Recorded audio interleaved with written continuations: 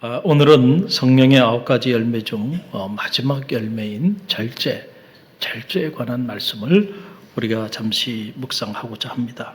절제는 성령의 열매의 꽃이라 이렇게 불리우는 그런 열매입니다. 가만히 보세요. 절제가 없으면 그 어떤 것도요 유익함이 없습니다. 절제는 악한 것에만 해당하는 것이 아니에요. 당연히 우리가 악한 일 절제해서 그 악한 것들을 하지 않아야 하죠. 그러나 절제는 거기에 머무르는 것이 아니고 하나님이 허락하신 선한 일에도 절제가 필요하다는 거예요. 하나님이 허락하신 선한 일에도 우리가 절제하지 않으면 그 선한 것이 악한 것이 될 수도 있기 때문에 그렇다라고 하는 그런 얘기입니다. 자, 운동은 선한 일이죠. 좋은 거예요. 여러분이 건강하게 살기 위해서는 운동을 해야 합니다. 그러나 이 운동도 절제 없이 운동을 하다 보면, 그래서 운동을 너무 과하게 하다 보면 오히려 그 운동이 몸에 해가 되고 마는 거예요. 여러분, 게으르지 않고 열심히 사는 것 선한 일이고 귀한 일이에요. 그러나 그렇다고 해서 여러분들이 쉼이 없이 계속해서 달린다고 한다면 오히려 그것이 여러분의 삶에 해가 돼서 결국은 여러분의 육체의 질병을 가져오게 될 겁니다. 그래서 하나님은 6일 동안에 열심히 일하라는 거예요. 그러나 7일은 모든 것을 내려놓고 안식하라는 거예요. 이 하나님의 법칙입니다. 그런데 사람의 욕심이 7일도 일하고 싶어. 그래서 남보다 더 많이 얻고 싶어. 그래서 쉼없이 돌아간다는 거예요. 결국 길게 보면 오래가지 못하고 쉼이 없는 삶은 결국은 무너지게 된다라고 하는 그런 얘기예요. 자, 음식은 선한 일이죠. 좋은 거예요, 음식은. 그러나 아무리 좋은 음식도요, 여러분이 절제하지 않고 그렇게 음식을 과하게 드시면 그 음식이 여러분에게 독이 됩니다. 그렇죠? 어떤 분들은 이렇게 밤만 되면 그냥 음식 생각이 나서 잠을 못 자는 분도 있대요. 저도 과거에는 그랬어요. 그런데 지금 그 야식 끊어버렸습니다. 할렐루야. 과감하게 끊어버렸습니다. 그게 얼마나 몸에 독이 되는 건지.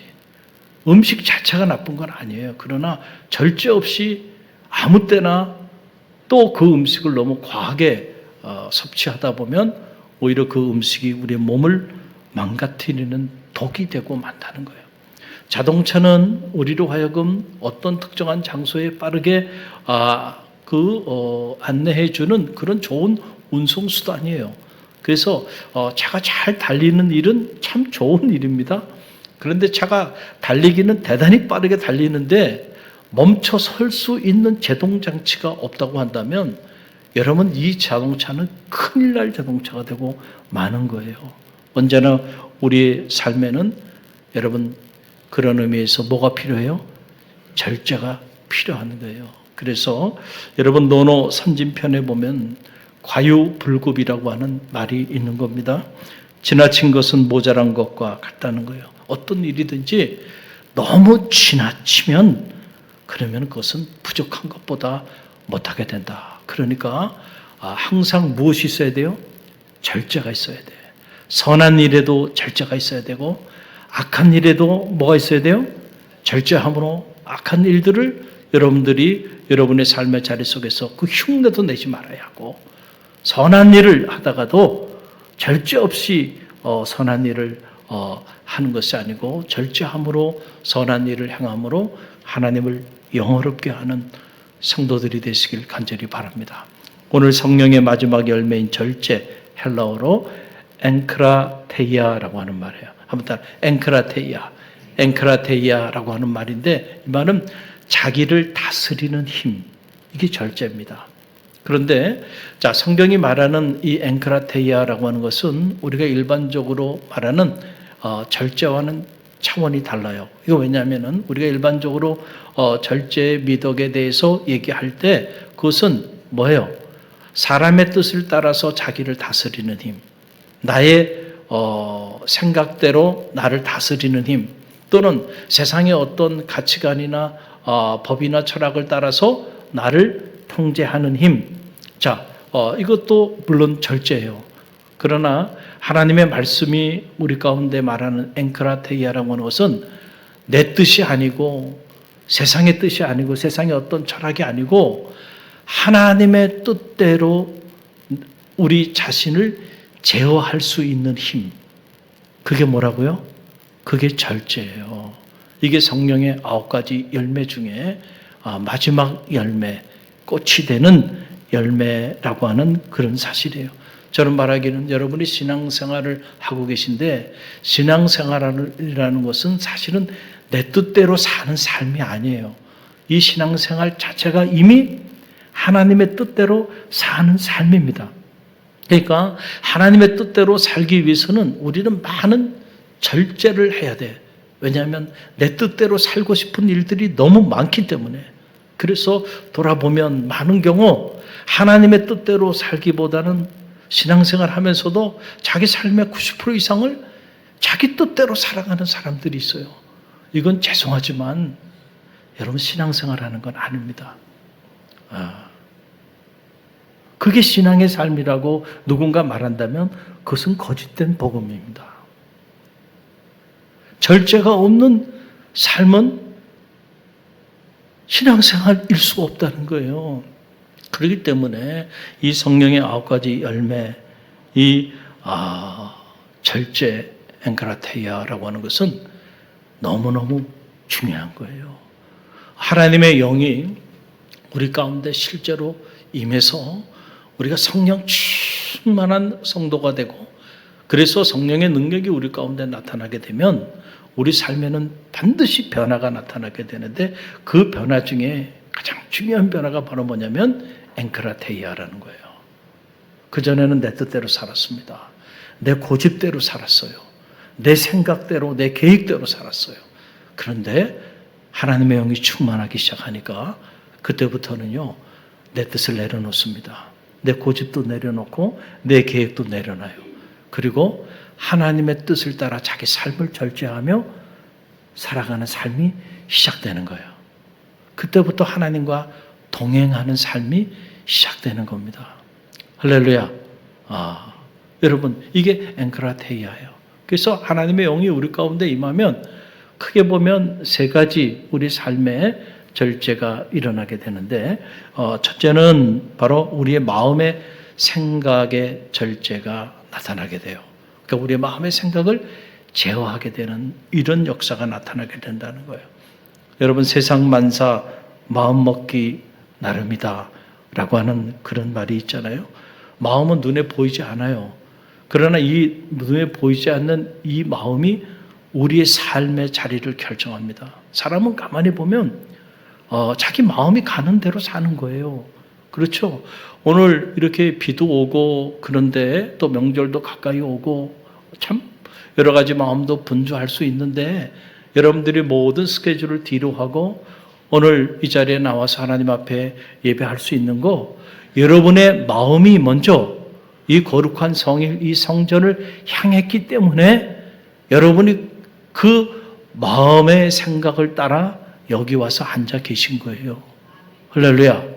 그러니까 가만히 보면 우리의 삶은 눈에 보이지 않는 우리의 마음의 생각에 따라서 우리 삶이 결정되게 된다라고 하는 그런 사실입니다. 우리의 마음은 정원과도 같아요. 정원. 여러분, 이 정원은요, 잘 가꾸면은요, 새들이 날아들고, 나비들이 날아들고, 또 계절에 따라 꽃이 피고요. 정말 아름다운 사람들과 머물면서 커피도 마시고 싶은 그런 공간이 되지만은 그러나 여러분 그런 아름다운 정원도요 한 달만 그냥 손보지 않고 관리하지 않고 그냥 방치시켜 놔보세요. 정원이 아니라 끔찍한 정글이 되고 말아요. 잡초가 막 올라오죠. 엉겅퀴가 가시덩굴이 그냥 보기만 해도 흉측한 정글이 되고 만다는 거예요. 관리가 필요합니다. 여러분의 겉으로 보이는 외모만 관리할 것이 아니고 눈에 보이지 않는 마음의 정원을 잘 관리할 수 있는 그런 성도들이 되시기를 간절히 바랍니다. 그래서 옛말에도 그 있잖아요. 마음이 예뻐야 예쁘다는 거예요. 참 옛말에 귀한 말들이 많아요. 심보, 그 뭐예요? 마음의 보따리가 삐뚤어져 있는 사람은 그 사람은 이미 삐뚤어진 사람이야. 그 중요한 거는 뭐예요? 마음이에요. 사람이 그릇이 크다라고 말할 때 정말 밥그릇이 크다는 게 아니에요. 그 사람이 남보다 밥을 세 끼, 네 끼 먹는 사람이 큰 사람이라는 얘기가 아니고 마음의 그릇이 큰 사람. 그 사람이 큰 사람이에요. 키도 크고 몸도 막 얼짱이고 이런데 마음은 밴데이 속아 떨지만 해요. 여러분 이런 사람은 가급적이면 만나면 인생 망가집니다. 피곤해요. 마음이 넓어야 돼. 할렐루야. 그 사람이 큰 사람이야. 또 그런 사람을 통해서 하나님은 놀라운 일을 행하는 거예요. 여러분 성경을 보세요. 보면 세상의 타락은 언제나 사람의 마음의 타락으로부터 시작이 됩니다. 자, 남유다 말기 하나님을 떠난 타락한 유다의 실상을 지적하면서 예레미야는 이렇게 하나님의 말씀을 대언합니다. 예레미야 17장 9절 말씀이에요. 함께 읽어봅니다. 만물보다 거짓되고 심히 부패한 것은 마음이라 누가 능히 이를 알리오 그랬어요. 만물보다 거짓되고 심히 부패한 것은 결국 뭐라고요? 사람의 마음이라는 거예요. 왜 유다가 이렇게 부패했을까? 왜 하나님은 이런 부패한 유다를 심판하러 하시는 것일까? 이유는 다른 게 아니에요. 당시 남유다 말기 그 유다 백성들의 마음이 심히 부패하고 타락했기 때문에 그렇다는 거예요. 마음이 오염되고 그 마음이 타락하면은요, 결국 하나님의 심판, 그 심판을 받게 된다라고 하는 그런 말이에요. 여러분 갈라디아서 5장의 말씀을 우리는 9번에 걸쳐서 계속해서 이렇게 묵상해 왔어요. 자, 갈라디아서 5장에 보게 되면은 육체의 소욕을 따라 살아가는 사람들, 육에 속한 사람, 그렇죠? 그래서 그 삶을 통해서 육체의 열매를 맺고 살아가는 사람들이 있다는 거예요. 15가지 육체의 그 열매에 대하여 얘기하고 있는데 이 15가지 육체의 열매를 맺고 살아가는 사람들 왜 이렇게 15가지 육체의 열매를 자기 삶을 통해서 맺히며 살아가는가? 이유는 다른 게 아니에요. 그들의 마음이 오염되고 그들의 마음이 타락했기 때문에. 그래서 이 15가지 조목조목 보면 다 하나같이 마음의 타락으로부터 시작되는 겁니다. 마음의 오염으로부터 시작된 열매들이에요. 자, 우리가 다시 한번 그 말씀 봅니다. 갈라디아서 5장 19절 말씀 함께 읽습니다.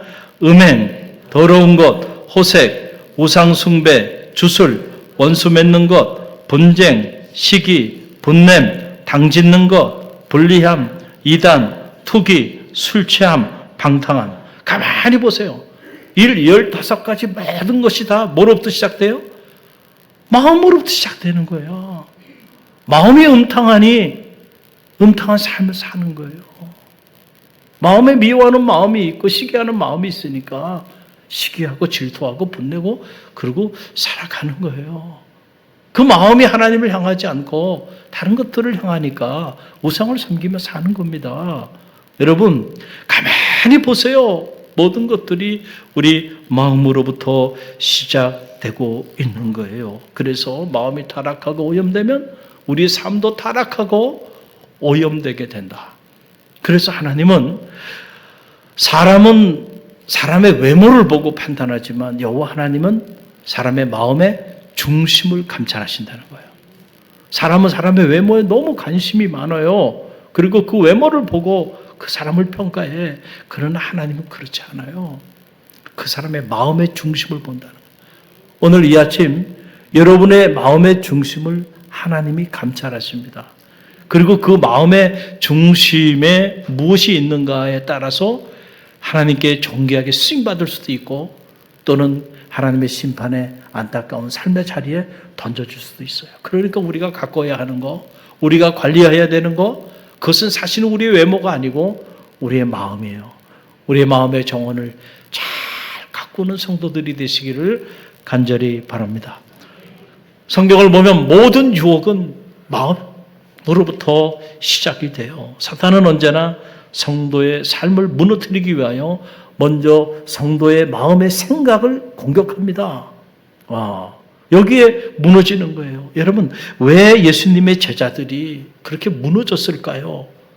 그 밖의 상황 속에서 주님을 따라 살기를 결단하며 나갔던 그런 분들입니다. 오늘 우리 세대에 비해 본다고 한다면 우리보다는 훨씬 더 믿음이 좋은 헌신자들이에요. 그런데 왜 그들이 그렇게 비참하게 무너져 내리게 되었을까? 그들이 자기의 마음을 잘 관리하지 못했기 때문에 그렇다는 거예요. 자, 보세요.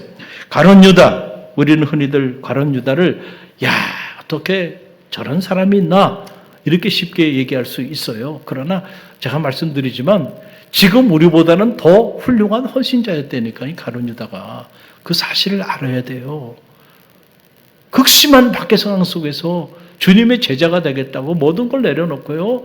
그리고 주님을 따랐던 사람이에요. 오늘 우리 사회에서 주님을 구주로 영접하고 갈릴리 교회 성도로 살아가는 일에 대해서 여러분들이 극심한 박해와 환난이 온다고 한다면 과연 가룟 유다처럼 그래도 주님을 끝까지 쫓아나갈 사람이 몇 사람이나 있겠는가 말이에요. 쉽지 않은 일이에요. 그런데 그는 주님을 팔아먹어버리고 맙니다. 이런 끔찍한 제자로 전락하고 말아요. 그 이유가 어디 있는가 보면 요한복음 13장 2절의 말씀이 함께 읽어봅니다. 마귀가 벌써 시몬의 아들 가룟 유다의 마음에 예수를 팔려는 생각을 넣었더라. 아멘. 자, 보세요. 영적 전쟁입니다. 자, 마귀가 누구의 마음에 예수를 팔 생각을 심어준 거예요? 가룟 유다의 마음에. 여러분의 마음의 정원에 사탄이 심어주는 그 마음의 생각이 자리하지 않게 되기를 간절히 바랍니다. 나도 모르는 사이에 깨어 기도하지 않으면 나도 모르는 사이에 내 마음에 사탄이 심어주는 생각이 자리할 수도 있는 거예요.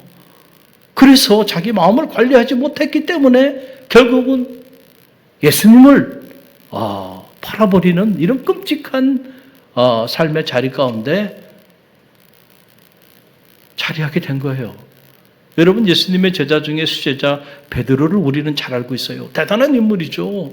주님을 위해서 자기 목이라도 내놓겠다고 혼장담했던 사람이에요. You go, we go. 야, 정말 믿음직스러운 사람이죠. 그런데 여러분, 그런 수제자 베드로가요, 예수님을 넘어뜨리는 자로 전락하고 맙니다. 얼마나 끔찍한 일이에요.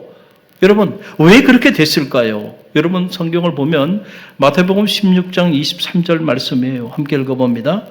예수께서 돌이키시며 베드로에게 이르시되 사탄아 내 뒤로 물러가라. 너는 나를 넘어지게 하는 자로다. 내가 하나님의 일을 생각하지 아니하고 도리어 사람의 일을 생각하는도다 하시고 그랬어요.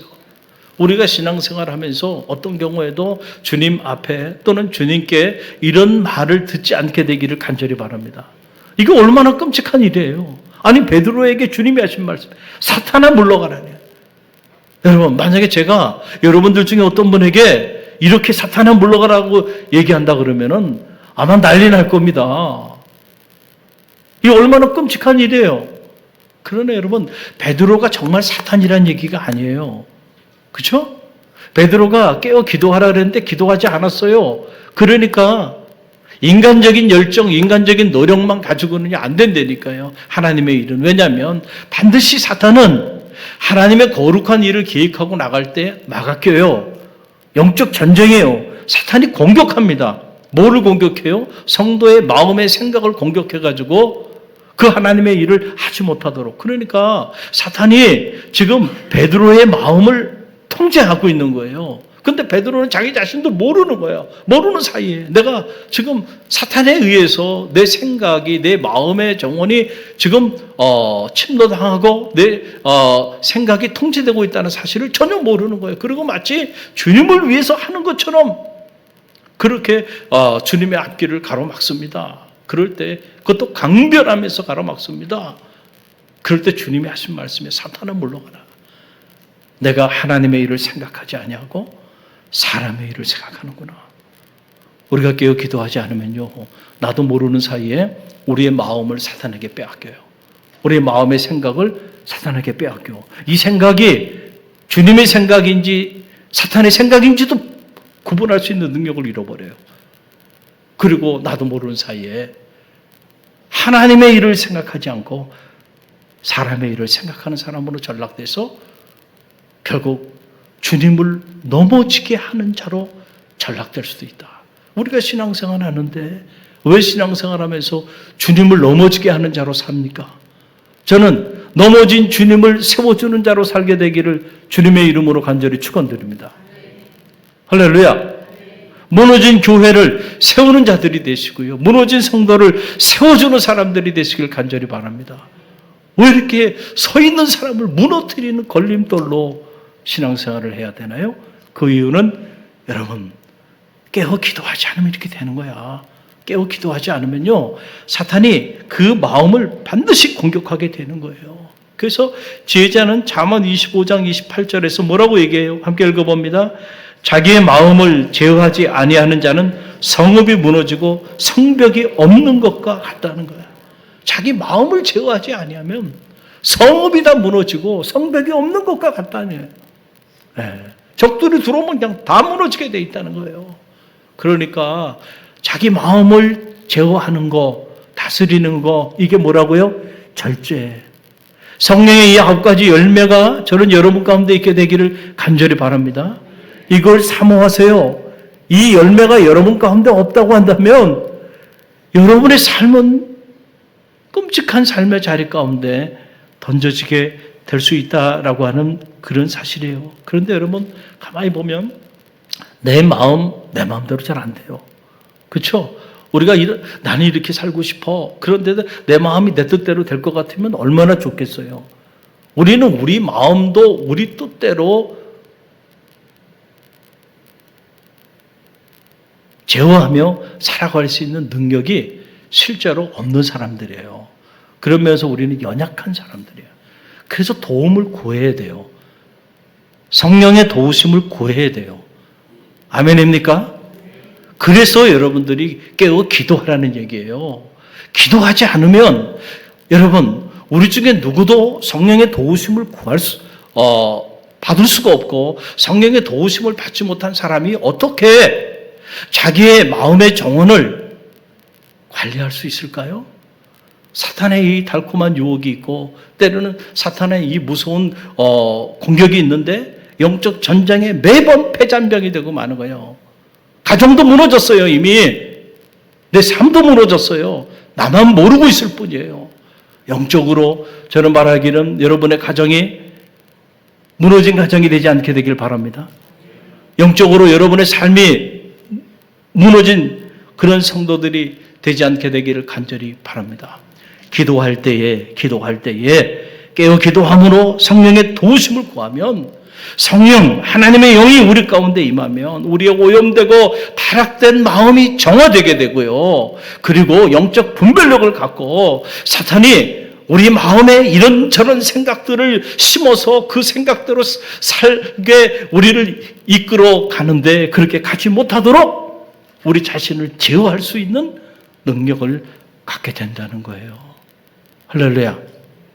자, 또 두 번째로 성령이 우리 가운데 임하면 우리의 말에 절제가 나타나는 거예요. 그러니까 우리의 말을 제어하게 돼. 할렐루야. 여러분, 이게 중요한 거예요. 한마디의 말이 사람을 살리기도 하지만 사람을 죽이기도 합니다. 그래서 옛말에 말 한마디에 천냥빛을 갚는다 그랬어요. 하나님은 성도의 입술에 이런 권세를 주셨어요. 그런데 우리가 이 사람을 살리기도 하고 죽이기도 할 수 있는 이 권세가 있는 이 말을 우리가 아무 생각 없이 말을 하며 살아간다고 한다면 얼마나 끔찍한 일이에요. 이것은 마치 우리가 그냥 칼을 가지고 막 휘두르면서 사람들을 다 베고 막 죽이면서도 아무런 죄의식을 느끼지 않고 살아가는 것과 똑같은 거예요. 여러분의 말 한마디가, 아무 생각 없이 내뱉는 그 말 한마디가 누군가는 평생 아물지 않은 상처가 돼서 피 흘리면서 죽어갈 수도 있다는 거예요. 그러나 그렇게 죽어가는 사람을 여러분이 어떻게 말하냐에 따라서 살릴 수도 있다는 거예요. 살리는 말을 하시게 되기를 간절히 바랍니다. 성령이 임하면요, 언어의 절제가 나타나는 거예요. 할렐루야. 말을 함부로 하지 않게 된다는 거예요. 그게 에베소서 4장 29절 말씀인데 함께 읽어봅니다. 무릇 더러운 말은 너희 입 밖에도 내지 말고 오직 덕을 세우는 데 소용되는 대로 선한 말을 하여 듣는 자들에게 은혜를 끼치게 하라 그랬어요. 여기 보게 되면 자, 하지 말아야 하는 말이 있어요. 성도가 더러운 말은 하지 말라는 거예요. 무슨 말 하지 말라고요? 더러운 말. 그 더러운 말이 무슨 말일까요? 그 더러운 말은 자, 남을 험담하는 말, 그리고 불평하는 말, 시기하는 말, 또 질투하는 말, 남을 비난하는 말, 그리고 미워하는 말. 자, 이런 말들은요, 더러운 말들이야. 이런 말들은 사탄의 언어예요. 누구의 언어라고요? 저는 여러분이 사탄의 언어를 구사하는 사람들이 되지 않게 되기를 바랍니다. 여러분의 입술에서 자꾸 남에 대해서 너무 쉽게 험담하고, 그리고 감사를 잃어버리고 자꾸 불평하고 원망하고 누굴 비난하고 시기하고 미워하고 이런 말들을 누군가 구사한다 그러면 영적 분별력을 가져야 돼. 저 사람은 사탄의 언어를 구사하는 사람이구나.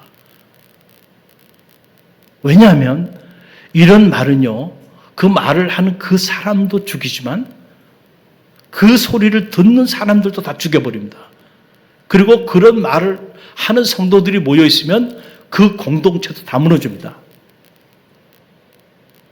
그러니까 왜냐하면 사탄의 언어가 난무하고 있어요. 그러면 결국은 그 공동체와 그 가정과 그 사람의 삶이 어떻게 될까요? 결국 그 끝은 사망에 이르게 만들어버리는 거예요. 그러나 우리가 해야 하는 말이 있어요. 오늘 성경은 그걸 무슨 말이라 그래요? 선한 말이라는, 따라서 선한 말. 선한 말. 자, 이 선한 말을 우리가 하며 살아야 하는데, 선한 말은 어떻게 하냐면 남을 험담하는 말이 아니고 칭찬하는 말. 그렇죠? 불평과 원망하는 말이 아니고 늘 감사하는 말. 따라하세요. 감사하는 말. 감사하는 말을 입만 열면 감사해요. 이 사람은. 이야, 저기 감사 권사님이네, 감사 장로님이네. 입만 열면 감사야. 입만 열면 칭찬이야. 입만 열면 격려하고, 입만 열면 남을 배려하고, 입만 열면 사랑의 말을 하네. 여러분, 이런 말을 구사할 수 있는 능력을 가진 사람, 바로 천사의 말이 이런 말이에요. 무슨 말이라고요? 저는 만약에 여러분이 천사의 언어를 구사하는 능력이 있게 되기를 간절히 바랍니다. 그냥 말을 한다고 말을 잘하는 게 아니에요. 정말 잘하는 말은요, 생명을 살리는 말, 사탄의 말이 아니고, 사탄의 언어가 아니고요, 하나님의 언어를 구사할 수 있는 능력. 하나님의 영, 성령이 임하면 언어가 바뀐다니까, 이렇게. 할렐루야. 성령 충만하면 언어가 바뀌는 거예요. 그러나 하나님의 영이 사라지면요, 그때부터 사탄의 언어가 난무하게 되는 거예요. 그 말이 씨가 돼서요, 그 말대로 삶이 무너지게 된다는 거예요. 우리가 청동원 전도주의를 앞두고 있어요. 언제죠? 11월 2일. 이걸 위해 깨어 기도하세요. 우리에게 맡겨진 사명이에요. 복음의 사명이에요. 저는 오늘도 단 한 자리라도 빈자리를 보면 가슴이 아파요. 그리고 하나님 앞에 죄송해요. 아직도 우리 주변에는 주님을 알지 못하는 수많은 영혼들이 있는데, 우리만 모여서 감사하고, 우리만 모여서 찬양하고, 우리만 모여서 예배하는 거, 어떻게 보면 이게 죄가 아닌가, 그런 생각도 들어요. 제 마음에 들 때. 우리에게 맡겨진 복음의 사명 절대로 잊어서는 안 됩니다. 할렐루야. 나만 구원받았다고? 아니에요. 구원받지 못한 이들이 너무 많아요. 이런 좋은 말씀들을 여러분은 늘 일상처럼 듣지만은 평생을 한 번도 들어보지 못하고 살아가는 이들도 우리 주변에 많이 있어요. 제가 지난번에도 이게 특강을 하면서요, 그 참여했던 분들이 계속 그 통해서 저한테 들려오는 거예요. 자기는 너무너무 감동적이었다는 거예요. 그리고 거기 참여했던 의원들은 그런 거 이걸 더 확장해가지고 도망구 차원에서 이런 특강을 좀 했으면 좋겠다. 그런데 제가 보면 우리 교우들 입장에서 보면 늘 하던 얘기예요. 그러나 그분들에게는 그게 정말 처음 듣는 감동적인 이야기들이에요. 그런 걸 볼 때마다 어떤 느낌이 들어요. 우리는 너무 누리고 살아가고 어떤 이들은 너무 누리지 못하고 살아가는구나. 그런데 우리는 누리는 것에서 우리 누리고 사는 것에 대해서 우리 스스로만 감사하고 그리고 나눌 줄 모르고 살아가는 것, 그게 또한 죄가 될 수 있지 않을까. 그래서 오히려 감사의 죄도 있을 수 있겠구나. 그런 생각도 들어요. 그러니까 나만 만족하면 그만이야. 그러나 오늘도 복음 밖에 살아가는 사람들에 대한 우리가 관심을 갖지 못하면 안 되죠. 전도, 어떤 사람들 전도가 어렵대요. 그 전도가 어려울 수밖에 없어요. 왜냐하면 사탄의 언어를 구사하며 사는데 전도가 어렵죠. 죽을 때까지 한 명도 전도하지 못할 거예요. 그런 언어를 구사하면 다 도망가고 왔다가 다 도망갈 겁니다. 입만 열면 불평하고요. 입만 열면 여러분들이 남에 대해서 험담하고 입만 열면 시기하고 질투하고 미워하고 뭐 이런 말들 구사하며 살면요. 왔던 사람도 다 도망가요. 천사의 언어를 구사해 보세요. 전도가 저돌로 되는 거예요. 여러분들이 만나는 사람에게 주님을 자랑하고 교회를 자랑하고 성도를 자랑하고 또 주의 종을 자랑하고 그리고 만나는 사람들에게 항상 칭찬해주고 그리고 늘 감사하는 말, 격려하는 말, 위로하는 말, 여러분들 이런 말을 늘상처럼 진심으로 구사해 보세요. 사람들이 여러분을 쫓아올 겁니다. 할렐루야.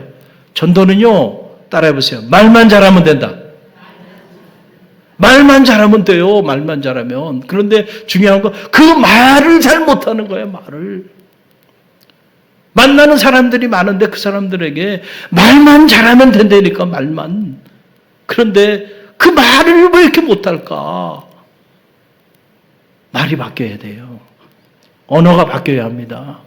할렐루야. 근데 쉽지 않아요. 사탄은요, 이 언어의 힘을 알기 때문에 자꾸 우리가 사탄의 언어를 구사하도록 우리를 유혹하는 겁니다. 그래서 나도 모르는 사이에 말하다 보면 자꾸 내가 사탄의 언어를 말하고 있어. 천사의 언어를 구사해야 되는데. 그래서 성령이 임할 때에 여러분 그때만 우리의 말이 바뀌게 되는 거예요. 그래서 야고보서 1장 26절 말씀 보세요. 함께 읽어봅니다. 누구든지 스스로 경건하다 생각하며 자기 혀를 재갈 물리지 아니하고 자기 마음을 속이면 이 사람의 경건은 헛것이라는 거예요. 아무리 경건하다고 뭐 자랑하고 그런 사람도 결국 한치 혀, 자기의 혀를 재갈 물리지 아니하면, 그러니까 말에 절제가 없으면 그 사람의 경건은 다 뭐라는 거예요? 다 헛것이라는 거예요. 왜냐하면 이 한치 혀가 온 사냐를 다 불태워 버릴 수도 있기 때문에. 그래서 교회 안에도 실제로 보면요, 열심히 봉사하는데 그런데 이 한치 혀가 제어가 안 되는 사람들이 간혹 있어요. 그분들의 그 헌신과 봉사는 다 헛것이라는 거예요. 차라리 봉사하지 않는 게 좋다는. 그러니까 이 언어를 우리가 관리를 잘해야 돼요. 할렐루야. 할렐루야. 여기 너무너무 중요하다는 거예요. 하나님의 일은요, 그래서 기도보다 앞서면 안 됩니다 라고 하는 말을 하는 이유는 그냥 하는 얘기가 아니에요. 왜냐하면 우리가 실제로 깨어 기도하지 않으면 성령의 도우심을 받을 수 없고 성령의 도우심을 받지 않으면 우리의 입술에 선한 말이 아니라 자꾸 더러운 말들, 사탄의 말을 하며 살게 되기 때문에 그렇다는 거예요. 할렐루야. 그래서 이 성령의 9가지 열매, 이 중에 절제가 필요한 거예요. 자, 마지막 말씀이에요. 성령이 임하면 우리의 행동이 제어되게 되는 거예요. 행동의 변화가 나타나는 거예요. 그래서 여러분 보세요. 고린도전서 9장 24절, 25절 말씀 함께 읽어봅니다. 운동장에서 다름질하는 자들이 다 달릴지라도 오직 상을 받는 사람은 하나인 줄을 너희가 알지 못하느냐? 너희도 상을 받도록 이와 같이 다름질하라. 이기기를 다투는 자마다 모든 일에 절제하나니 그들은 썩을 승리자의 관을 얻고자 하되 우리는 썩지 아니할 것을 얻고자 함이라 그랬어요. 자, 쉽게 말씀드리면 이런 얘기예요. 자, 운동선수들이 썩을 면류관을 얻기 위하여 그들이 얼마나 자기 삶을 철저히 절제하면서 자기 삶을 철저히 관리하면서 그렇게 땀을 흘리며 운동하며 살아가느냐. 그렇잖아요. 먹고 싶은 음식 다 먹어요? 아니에요. 운동선수들이요. 철저히 식단 조절해가지고요. 피할 거 피하고요. 그렇게 삽니다. 놀고 싶고 쉬고 싶다고 다 놀고 다 쉬어요? 아니에요. 자기 시간을 잘 관리하면서 그리고 운동에 매진합니다. 왜? 면류관을 얻기 위해서. 그러나 그 면류관이라고 하는 것도 이 짧은 나그네 여정길을 지나는 우리에게 어떻게 보면 다 썩어 사라져버릴 것들이야. 그런데 하물며 너희는 영원한 면류관을 얻기 위하여 영적으로 달려나가는 그러한 순례의 여정길에 있지 않느냐? 그런 성도들이 아니냐? 그럼 너희는 영원한 면류관, 생명의 면류관을 얻기 위하여 너희는 너희 삶을 도대체 얼마나 절제하며 사느냐? 라고 하는 그런 얘기예요. 아마도 어떤 이들에게는 이 질문 자체가 말도 되지 않는 질문으로 들려올 수도 있을 거예요. 아니 목사님, 내가 왜 영원한 면류관을 위해서 내 삶을 절제해야 합니까? 왜냐하면 나는 내 육체의 욕망을 따라 지금도 그렇게 살아가고 있는데 그냥 그렇게 살면 되지. 내가 왜 내 삶을 하나님의 영광을 위하여 절제해야 돼요? 여러분, 놀라운 일이지만 실제로 신앙생활 하고 있는 이들 중에 이런 질문을 던지는 이들도 있다는 거예요. 안타까운 일이죠. 저는 이 말씀을 묵상하면서 그래, 우리가 복음의 영광을 위하여 하나님께서 우리에게 주신 이 사명을 위하여 우리는 얼마나 내 삶을 정말 피나게 절제해 가면서 그렇게 마치 운동선수가 면류관을 얻기 위해서 자기를 절제하고 땀을 흘리며 살듯이 우리가 얼마나 우리 삶을 절제하며 살아가는가 생각해 보면 부끄러워요. 부끄러워요. 지난주에 있었던 일이에요. 우리 교회 청년 중에서 한 청년이 가장 먼저 부흥성의 강사 목사님 식사 접대를 위한 기도 제목을 내고 또 2단계 훈련 지원서를 내셨어요. 그 제가 내용을 이렇게 읽어보면서 마음에 참 큰 감동이 됐어요. 그 기도 제목 중에 보게 되니까 이런 기도 제목이 있어요. 지금 사업이 전국적으로 빠르게 확산이 되고 있는데 그 기도 제목이 뭐냐면 이런 거예요. 함께하는 가맹점주님들을 전도할 수 있는 전도의 능력을 달라고 기도 제목을 냈더라고요. 제가 그 청년의 삶을 잘 알고 있거든요. 지금 이렇게 가맹점이 전국적으로 한 120개, 130개 막 늘어나고 있어서 동분서주해요. 시간이 없습니다. 이렇게 지금 바쁘게 생활하고 있고 또 그 점주들 중에서는 좋은 분들도 있지만 힘들게 하는 분들이 있어요. 그래서 어려움을 많이 겪고 있는데 그런데 어떻게 이런 기도 제목을 냈을까? 모든 가맹점 점주들을 전도할 수 있는 능력을 달라고요. 감동이 돼요, 안 돼요? 어떻게 이런 기도 제목을 냈을까? 그리고 2단계 훈련을 받겠다고 결단하고 그 기도 제목을 쭉 냈는데 그 중에 한 일부 이런 내용이에요. 주님께 더 가까이 다가가길 원합니다. 하루 중에 한 번의 기도도 없이 지나가는 생활을 바꾸고 새벽 기도로 하루를 시작하기 위해서 훈련을 받고 싶습니다.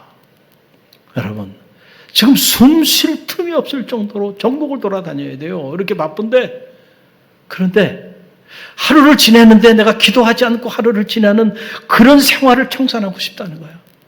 그래서 매일같이 새벽을 깨우며 하루의 첫 시간 하나님 앞에 기도하고 하루를 시작하기 위하여 훈련받고 싶습니다. 저는 이 마음 성령님이 주신 마음이라고 생각합니다. 할렐루야. 여러분, 어떻게 하나님이 이런 사람을 축복하지 않겠어요? 사랑하는 성도 여러분, 성령이 임하면요, 실제로 우리 삶에는 변화들이 나타나게 돼 있어요. 안 변하는 게 이상해요. 변화합니다.